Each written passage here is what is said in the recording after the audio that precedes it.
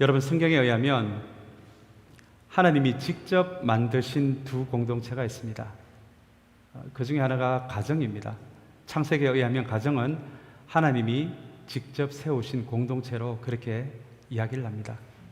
그리고 신약 시대에 와서 또한 하나님이 직접 세우신 공동체가 하나 있습니다. 그 공동체가 바로 교회입니다. 얼핏 보면 교회는 우리 사람들이 으쌰으쌰해서 세운 곳 같지만, 그러나 그 뿌리를 더듬어서 찾아가 보면 교회는 우리 사람이 세운 것이 아니라 성부, 성자, 성령 하나님의 선물이라는 것을 우리는 발견하게 됩니다. 그래서 여러분, 교회는 우리에게 참 많이 익숙한 것 같지만 한편으로는 교회는 참 신비로운 장소입니다. 제가 방금 신비라는 단어를 사용했습니다. 이 신비라는 단어는 우리가 알고 있는 것 같은데 전부 알지는 못하는 것을 신비라고 이야기합니다. 우리는 하나님을 알고 있습니다. 하나님에 대해서 부분적으로 우리는 지식을 가지고 있습니다. 그러나 우리는 하나님을 다 알 수가 없습니다. 아마 하나님 앞에 갈 때까지는 우리는 하나님에 대해서 다 모를 것입니다. 그래서 하나님은 신비이기도 합니다.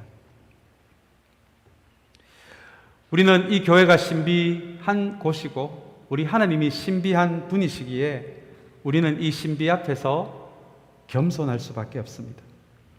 우리가 겸손할 수밖에 없는 이유, 우리가 다 알 수 없기 때문입니다.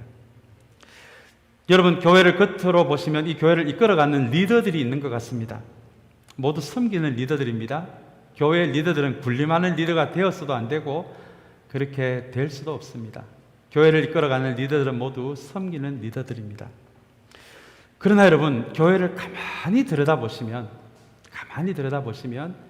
실제로 교회를 이끌어 가시는 분은 성부, 성자, 성령 하나님이심을 우리는 발견하게 됩니다.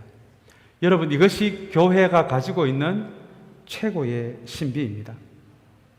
만약에 교회가 이 신비를 잃어버리면 이 교회가 성부, 성자, 성령의 선물임과 동시에 궁극적으로 교회를 이끌어 가시는 분은 성부, 성자, 성령 하나님이시라는 이 신비를 잃어버리는 순간 여러분, 교회는 침묵단체 같은 곳이 될 수밖에 없습니다. 오늘 이 예배 시간을 통해서 우리 1세기 교회들을 통해서 공동체를 배우는 이 시간, 우리가 이 교회 공동체에서 가장 먼저 기억해야 할 것, 교회는 바로 이 신비가 머무는 장소라는 것입니다. 여러분, 마침내 성부, 성자, 성령께서 이 교회를 시작하시고 이 교회를 이끌어 가신다는 그 신비를 붙들고 있다면 우리의 신앙은 겸손해질 수밖에 없고요. 그리고 이 팬데믹 상황에서도 이 모든 어려운 상황을 이겨나가게 하는 힘도 바로 그 신비에서 나올 수가 있습니다.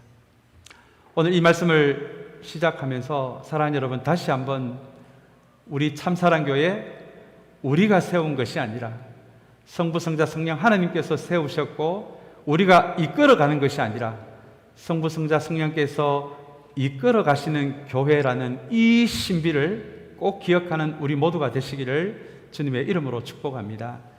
그리고 이 신비라는 이미지와 함께 또 우리가 교회를 생각할 때에 성경이 특별히 우리에게 이야기해 주고 있는, 그리고 바울 사도가 에베소스를 통해서 우리에게 들려주는 교회의 한 본질은, 교회는 바로 병원 같은 곳이라는 의미입니다. 혹시 이 예배 자리에 참석하신 여러분들 중에 나는 고칠 것이 단 한 개도 없습니다 라고 생각하는 혹시 용감한 분들이 혹시 여기에 계십니까? 만약에 그렇게 생각하신다면 여러분들은 이 교회 본질을 잘못 이해하고 있는 것입니다.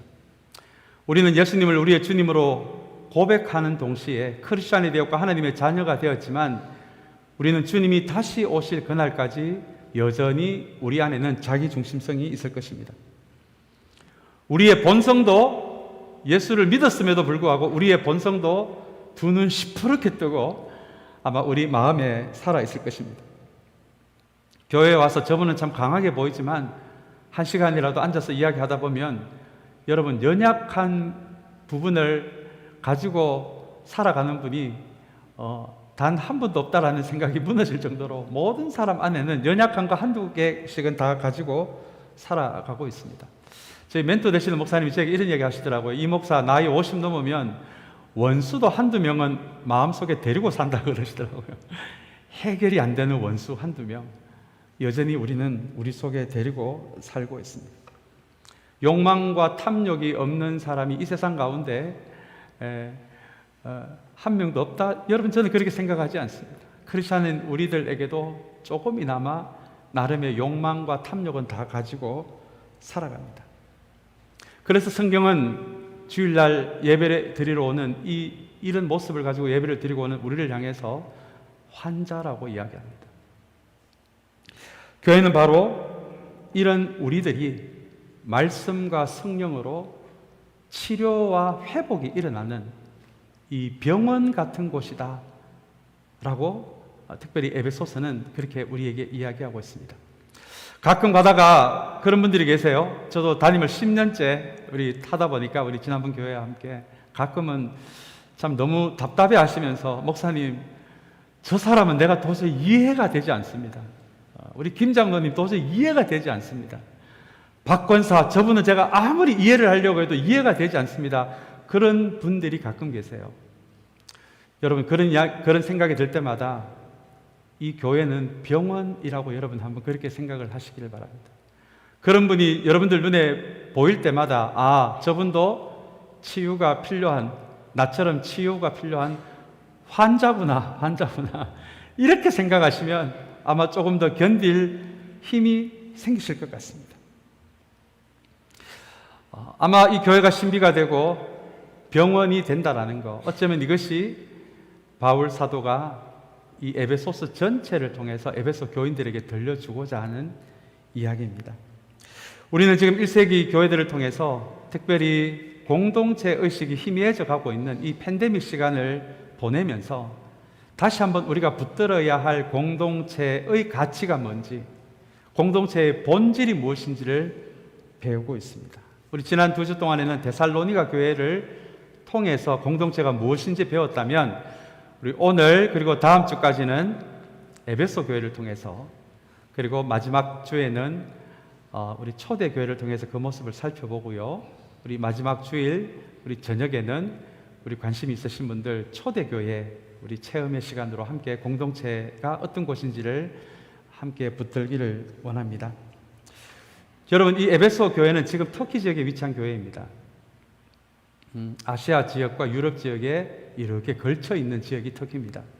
그러다 보니 이곳에 바울이 선교 여행을 하면서 교회는 세워졌지만 굉장히 다양한 사람들이 이 교회에 모였습니다. 지리적 특성 때문에 그렇습니다. 유대인들도 있었고요, 이방인들도 있었고, 아시아 사람들도 있었고, 유럽인들도 있었습니다. 그리고 주인도 있었고, 노예도 함께 공동체를 이루었던 곳이 바로 이 에베소 교회입니다. 그리고 이 에베소 교회는 우리가 이름만 알면 다 알 정도로 그 시대 굉장한 인물들이 목회를 했던 곳이기도 합니다. 우리가 잘 아는 디모데, 아볼로, 브리스길라와 아굴라, 이런 사람들이, 그리고 심지어 요한복음을 기록한 사도 요한까지도 이 에베소 교회에 들러서 목회를 했을 정도로 그 시대 둘째가라면 서러울 정도의 굉장한 영성가들이 목회를 했던 곳이기도 한 것이 바로 이 에베소 교회입니다. 특별히 바울은 이 에베소서를 로마에 있는 감옥에서 기록을 했는데요. 이 에베소 교회가 영적으로 잘 성장하고 성숙해져 갔으면 하는 마음으로 감옥에 있어서, 감옥 안에서 자기 한 몸 돌보기도 힘든 상황에서 교회에 대한 큰 애정과 열정과 사랑으로 기록한 성경이 바로 이 에베소 교회입니다. 이렇게 기록할 수밖에 없었던 가장 큰 이유는 너무 다양한 사람들이 모여 있다 보니까, 그래서 서로 너무 다르다 보니까 교회 안에서 서로 사이에 갈등이 일어나는 일들이 또한 이 에베소 교회에 많이 일어났기 때문입니다. 그래서 바울은 특별히 오늘 우리가 읽은 이 말씀을 통해서 이렇게 다양한 사람들이 모였음에도 불구하고 어떻게 이 교회가 영적으로 건강하게 세워질 수 있는지 일종의 지도를 하나 그려서 이 에베소 교회 교인들에게 편지 형식으로 건넨 것이 바로 오늘 우리가 읽은 이 에베소서 말씀입니다. 사랑하는 여러분, 오늘 이 말씀을 우리가 대하면서 에베소 교회뿐만 아니라 우리 참사랑 교회도 우리 바울 사도가 건네주는 정말 교회가 영적으로 세워질 수 있는 우리 지도 한 장, 이 예배 시간을 통해서 우리 모두 지도 한 장을 가지게 되는 그런 은혜가 있는 이 예배 시간이 되시기를 주님의 이름으로 간절히 축복합니다. 먼저 우리 에베소서 4장 1절의 말씀을 우리 함께 같이 읽기를 원합니다. 우리 한번 같이 읽겠습니다. 그러므로 주님 안에서 갇힌 몸이 된 내가 여러분에게 권합니다. 여러분은 부르심을 받았으니 그 부르심에 합당하게 살아가십시오 라는 말씀입니다. 이 교회가 영적으로 건강하게 세워지기 위해서 바울이 첫 번째로 그려주는 지도의 첫 부분이 바로 부르심이라는 단어에 담겨져 있습니다. 여러분, 우리가 소명이라는 말, 부르심이라는 말을 들을 때는 우리가 자동으로 목회자의 얼굴을 떠올리고 내가 아는 선교사님의 얼굴을 떠올리게 됩니다. 적어도 부르심이라는 말, 목회자한테 쓰는 말이지, 선교사 같은 분들에게 쓸 수 있는 말이지라고 우리는 생각합니다. 여러분, 그렇게 생각하신다면 부르심과 소명을 잘못 이해한 것입니다. 성경은 주님으로부터 오는 부르심, 소명은 목회자, 선교사뿐만 아니라 예수 그리스도를 주님으로 고백하는 저와 여러분들 같은 모든 크리스찬들에게 소명이 주어지고 부르심이 주어진다라고 그렇게 이야기를 합니다. 그렇다면 여러분, 모든 교인들에게, 모든 크리스찬들에게 하나님이 주시는 이 부르심은 무엇일까요? 우리 성경 전체를 보면 그 부르심은 바로 하나님과 사람 사이를 복음으로 잇는, 복음으로 우리를 불러주시고, 그리고 사람과 사람 사이를 잇는 평화를 만드는 일에 모든 크리스찬을 부르셨다라고 그렇게 성경은 이야기합니다. 이 부분에 대해서 베드로는 베드로전서 2장 9절을 통해서 그 시대 모든 크리스찬들을 향해 어떻게 부르느냐 하면, 그 시대 모든 크리스찬들을 향해서 왕같은 제사장이라고 그렇게 베드로는 부릅니다. 여러분, 제사장이 무슨 일을 하는 사람들입니까? 그 시대 제사장은 하나님과 사람 사이를 연결해 주는 역할, 이것이 구약에서부터 세워진 제사장이 하는 일이었습니다. 그런데 베드로는 이 왕같은 제사장, 이 제사장이란 말을 레위인들에게만 쓰는 것이 아니라 크리스찬이 된 모든 사람들에게 우리 모두는 왕같은 제사장이 되었다라고 이렇게 선언을 합니다. 이 말은 오늘 이 부르심이라는 단어에 비추어서 이야기하자면 선교사뿐만 아니라 목회자뿐만 아니라 우리 모든 크리스찬들에게 하나님이 주신 공통의 부르심이 있다는 의미가 됩니다. 여러분, 그 부르심은 바로 하나님과 사람을 잇는 복음으로에 대한 부르심입니다. 우리 모두는 우리가 살아있는 동안 하나님과 사람을 잇는 복음을 전하여야 하는 부르심, 복음을 살아내야 하는 부르심이 모든 크리스찬들에게 있다는 의미가 됩니다. 사람과 사람 사이를 잇는 평화도 마찬가지입니다. 우리 모두는 이 땅에 살아가는 동안 우리는 앞장서서 그룹을 나누는 사람들이 아니라 그렇게 나뉘어진 사람들을 다시 잇는, 다리를 놓는 사람, 평화를 만들어가는 사람, 이것이 모든 크리스찬들에게 주어진 부르심이라는 것이 너희는 왕같은 제사장이라는 말씀의 의미입니다. 여러분, 바울이 어떤 의도로 이 말씀을 하고 있는지 이제 좀 알 것 같습니다. 너무 다양한 사람들이 모였어요. 저도 목회를 한 10년 가까이 하다 보니까 정말 다양한 교인들을 많이 만난 것 같아요.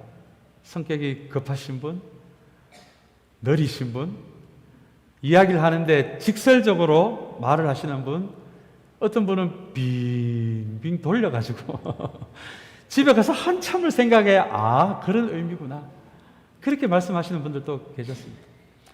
어떤 분들은 속도 없이 막 퍼주는 분도 제가 만난 적이 있고요. 어떤 분들은 너무 영리하셔서 생각을 많이 하고 머리를 많이 쓰시는 분들도 만난 것 같습니다. 한 분 한 분 잘못되고 악한 분은 한 분도 없으세요. 우리가 서로 다를 뿐입니다. 성격이 급하신 분들은 느린 사람 만나면 교회에서 같이 일하다 보면 속 터질 때가 여러분 얼마나 많이 있습니까? 그냥 말하면 되는데 빙글빙글 돌려서 말하니 이 커뮤니케이션에 오해가 생기니까 또 관계에 문제가 생길 때도 얼마나 많이 있습니까? 여러분, 아마 에베소 교회는 더 다양한 사람들이 모여서 이런 문제들이 굉장히 많았을 것 같습니다.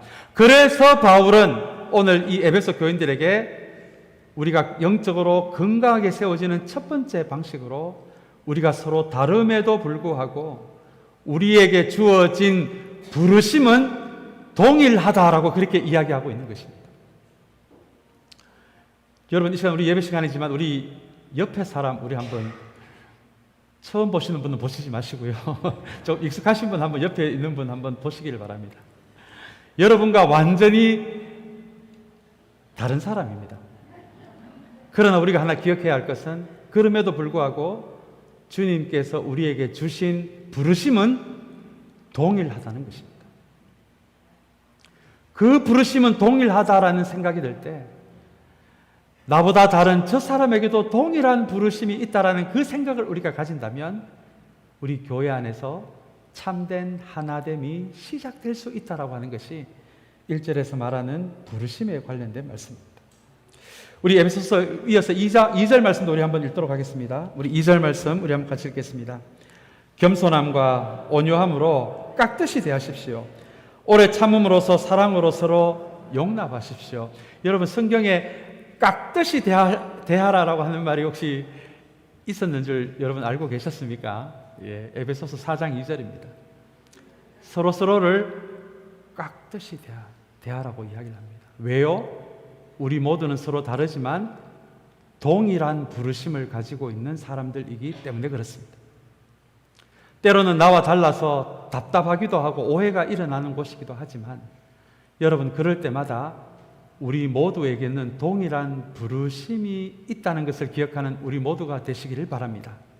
그래서 바울은 그 부르심으로 인해 서로를 깍듯하게 대하라 라고 그렇게 이야기를 합니다. 사랑하는 여러분, 교회 안에는 우리가 함부로 대해도 되는 사람 아무도 없습니다. 여러분, 만약에 그렇게 생각하신다면 여러분은 이 부르심을 이해하지 못하시는 거고요, 교회를 모르시는 것이 됩니다. 다시 한번 우리 모두에게는 동일한 부르심이 있어서 서로를 깍듯하게 대해야 한다는 이 말씀을 꼭 기억하는 우리 모두가 되시길 바랍니다. 이 4장 2절 말씀의 끝부분에 보시면 우리가 평소 잘 대하지 못하는 단어가 나오는데요, 그 단어가 바로 용납입니다. 용서는 뭔지 잘 아실 것 같아요. 주님의 용서에 대한 설교는 많이 들으셨는 줄 압니다. 그러나 이 용납이란 단어가 무슨 말인지는 알겠지만 우리가 자주 쓰지는 않는 말이에요. 용납이라는 이 말의 뜻은 서로를 있는 모습 그대로 내가 받아준다라는 의미입니다. 여러분, 이 용납이 어디에서 시작된지 아십니까? 십자가에서 시작이 되었습니다. 주님께서 십자가의 은혜로 우리 힘으로 해결할 수 없는 우리의 모든 죄와 부족과 허물을 그분이 다 십자가에 지시고 가심으로 우리를 있는 모습 그대로 받아주시고 용납하셨다라고 하는 것이 여러분, 십자가가 우리에게 주는 가장 중요한 메시지 중에 하나입니다. 주님이 우리를 있는 모습 그대로 용납하셨으니 너희도 비록 서로 다르지만 동일한 부르심이 있다는 것을 기억하고 서로의 모습을 있는 그대로 용납하는 사람이 되어라. 용납하는 사람이 되어라. 이것이 하나됨을 이야기할 때 결코 잊어서는 안 되는 이야기가 바로 이 용납이라는 단어입니다. 여러분, 이 용납이라는 단어 안에는 서로가 다르다는 것을 기쁘게 인정하라라는 이 의미가 포함되어 있습니다. 우리가 하나됨을 이야기할 때 많이 비유를 드는 것이 가마솥하고 샐러드 볼입니다. 여러분, 가마솥 아시죠? 우리 코리아타운 가니까 지금은 있는지 모르겠습니다만 큰 가마 설렁탕이라는 데가 있었어요. 거기 가니까 진짜 어마어마한 큰 가마가 있더라고요. 제가 하도 신기해서 좀 지켜본 적이 있는데 정말 그 안에 뭐를 끓여도요, 수많은 재료들이 들어가는데 한번 푹 끓이고 난 걸 봤는데 재료가 형체가 없을 정도로 그렇게 풀풀 끓는 그 가마솥 안에서 모든 재료가 한데 녹아 있는 모습을 제가 본 적이 있습니다. 그런데 여러분, 성경이 이야기하는 하나는 이 가마솥과 같은 하나일까요? 저는 그렇게 생각하지 않습니다. 우리가 서로 다른데 어떻게 우리가 다 녹아져서 같은 생각을 하고 같은 행동을 할 수 있는 그런 하나됨을 만들 수 있을까요? 여러분, 성경이 이야기하는 하나됨은 그런 하나됨이 저는 아니라고 믿습니다. 오히려 성경이 말하는 하나됨은 샐러드 볼과 비슷합니다. 여러분, 샐러드 보시면 채소도 있고 과일도 있지 않습니까? 샐러드 볼을 가만히 보시면 서로 뒤섞여서 형체를 알아볼 수 없을 정도로 흐물흐물해진 것이 아무것도 없습니다. 자기 색깔을 그대로 가지고 있어요. 자기 모양을 그대로 가지고 있습니다. 그러나 그렇게 독특하고 다양한 것들이 한 접시 안에, 샐러드 볼 안에 담겨져 있어요. 여러분, 저는 이것이 성경이 이야기하는 하나됨의 의미라고 믿습니다. 그리고 바로 이것이 용납이라는 단어의 의미입니다. 그래서 성경이 말하는 하나됨은 우리가 가마솥에 다 들어가서 우리 색깔도 없어지고 우리의 독특함도 없어지는 그런 하나됨이 아니라 오히려 우리가 서로 다르다는 것을 기쁘게 존중해 줄 때, 그래서 우리는 샐러드 볼 안에 있는 야채처럼 과일처럼 형체가 그대로 우리의 독특함이 유지되면서도 예수 그리스도의 복음이라는 이 접시 안에 모두 담겨져 있는 그 상태, 여러분, 그것이 성경이 이야기하는 하나됨 그리고 용납의 의미입니다. 우리 교회에 적용할 수 있을 것 같아요. 사랑하는 여러분, 우리 교회가 언제 참된 하나됨이 시작되는지 아십니까? 그 첫 출발점은 정말 우리가 서로 다르다는 것이 기쁘게 인정되는 그 순간에 우리는 진정한 성경이 이야기하는 하나됨을 시작할 수가 있습니다. 저 사람은 왜 저렇게 느려요? 저 사람은 왜 저렇게 말을 돌려서 이야기해요?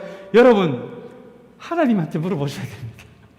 하나님이 그렇게 만드셨기 때문입니다.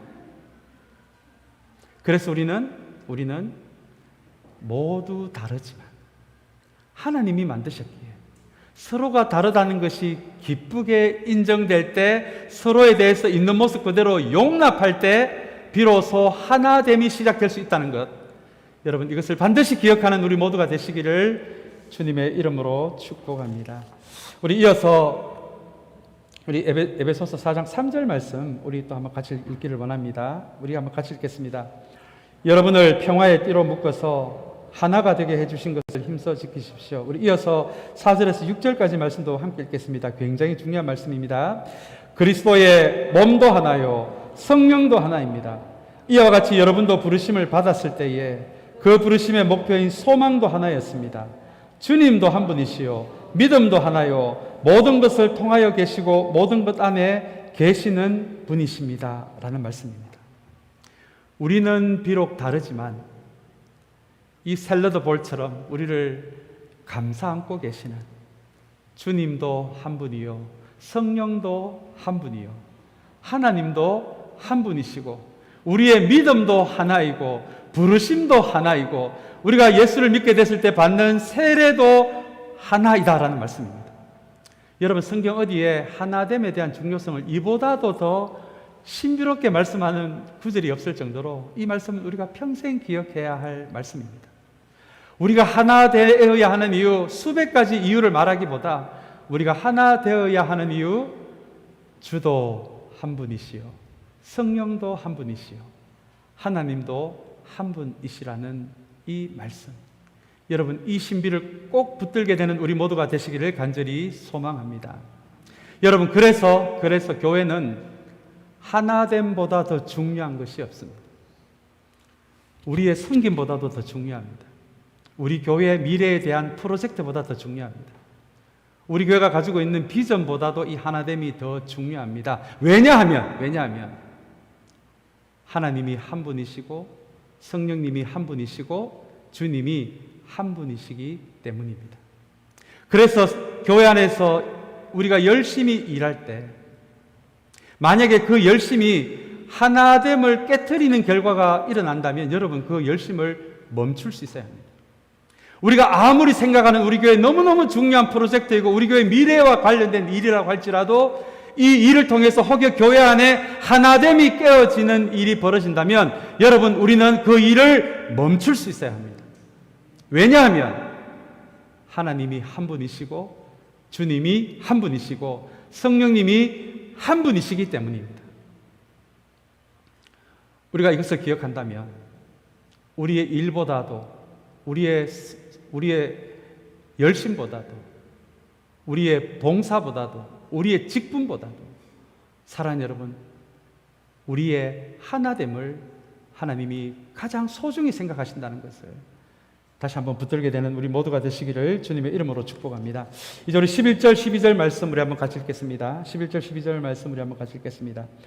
그분이 어떤 사람은 사도로, 어떤 사람은 예언자로, 어떤 사람은 복음 전도자로, 또 어떤 사람은 목사와 교사로 삼으셨습니다.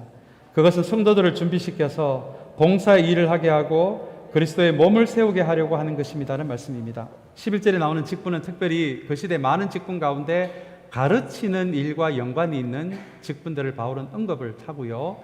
그리고 우리가 꼭 기억해야 할 말씀이 12절의 말씀입니다. 자, 이 직분들은 성도들을 어떻게 한다고요? 준비시킨답니다. 그리고 나서 성도들을, 교인들을 뭘 하게 만든다고요? 봉사하게 만든답니다. 그러면 어떻게 됩니까? 그리스도의 몸이 세워집니다. 예, 여러분, 이것이 이 바울이 그리고 있는 정말 생명력 있는 교회의 중요한 지도의 가운데 한 부분입니다.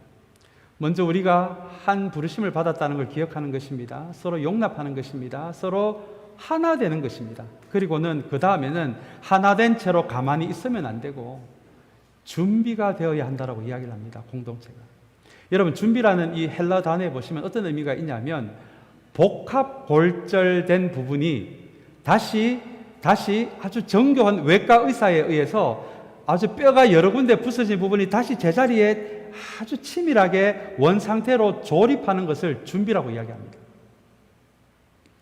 우리에게 부르심도 있고 우리가 존중받아야 하고 우리에게 하나됨도 있지만 여러분, 그럼에도 불구하고 우리에게는 앞에서 말씀드린 대로 자기중심성이 있고 본성이 있고 연약함도 있고 상처도 있고 부족함도 있습니다. 이것이 예배 가운데, 특별히 양육 가운데, 우리 가운데 어떻게 보면 복합골절처럼 부러진 부분들이 하나님의 말씀에 의해서 이 예배 가운데 또 양육의 시간을 통해서, 기도의 시간을 통해서 부러진 것이 점점 원래 모습으로 맞추어지는 것, 여러분, 이것을 오늘 성경은 준비라고 이야기합니다. 교회에 반드시 양육이 있어야 된다는 의미입니다. 이 양육은 하나님에 대한 바른 지식을 배우는 시간이기 때문에 그렇습니다. 그런 시간을 통해서 이 교회 안에 군데군데에서 봉사하는 사람이 세워질 때 여러분, 그 사람들을 통해서 이 교회가 세워질 수 있다라고 이야기합니다. 우리가 착각해서는 안 되는 부분이 바로 이겁니다. 교회를 하다 보면 우리 교회 재정이 더 많았으면, 우리 교회 좀 에어컨 빵빵 나오는 그런 건물이 있었으면, 우리 교회 일꾼들이 부족하지 않는 수많은 사람들이 있었으면, 그렇게 우리가 이야기할 때가 있어요. 뭐 당연합니다. 그게 나쁜 것이 아닙니다. 주님이 주시는 좋은 것일 수도 있습니다. 그러나 오늘 바울은 재정이, 건물이, 수많은 사람들이 교회를 세운다라고 말하지 않아요. 바울은 우리가 예배 가운데, 양육 가운데 우리의 부러진 부분들이 온전하게 되는 그 시간을 통해서, 하나님에 대한 바른 지식을 배우는 과정을 통해서 우리가 교회의 여러 군데의 직분을 따라 봉사하는 사람이 될 때, 그때 주님의 몸된 교회가 세워질 수 있다라고 이야기를 합니다. 여러분, 그렇다면 이 교회가 정말 생명력 있는 교회가 되기 위해서는 우리가 하나가 됨에서 멈추는 것이 아니라 그 다음에 우리는 준비가 되어야 합니다. 양육되어야 합니다.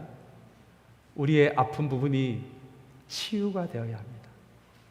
그런 하나님의 사람들이 교회 곳곳에서 섬기고 구제하고 선교할 때, 그때 주님의 몸된 공동체가 왕성히 일어날 수 있다라고 하는 이 바울의 영적인 지도, 이 영적인 법칙을 여러분 잊지 않는 우리 모두가 되시고요. 우리 참사랑교회, 저는 하나된 교회에서 제가 얼마나 마음이 기쁜지를 모릅니다. 그러나 여기서 한 걸음 더 나아가서 정말 주님에 대한 바른 지식에 목말라 할 수 있는, 그런 양육에도 목말라 할 수 있는 우리 모두가 되시기를 주님의 이름으로 축복합니다. 이제 우리 마지막 말씀인데요. 우리 에베소서 4장 16절 말씀 우리 한번 같이 읽겠습니다. 우리 같이 읽겠습니다.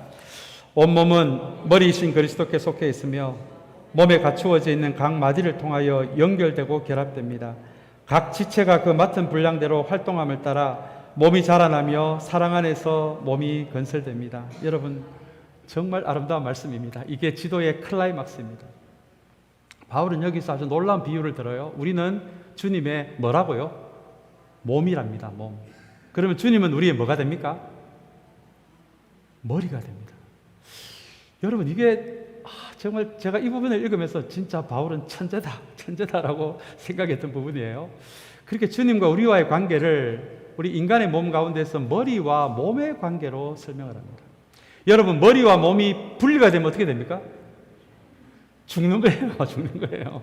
옛날에 우리 진짜 나쁜 놈 사용할 때 목을 잘라버리잖아요. 그죠? 몸과 머리가 분리되면 그건 죽음이에요. 여러분, 이 안에 굉장한 영적인 진리가 담겨져 있습니다. 우리 교회에 아무리 많은 재정이 있고 아무리 많은 사람이 있어도 우리가 우리의 머리가 되시는 주님과 어떻게 해요? 분리가 되는 순간 우리는 죽음입니다.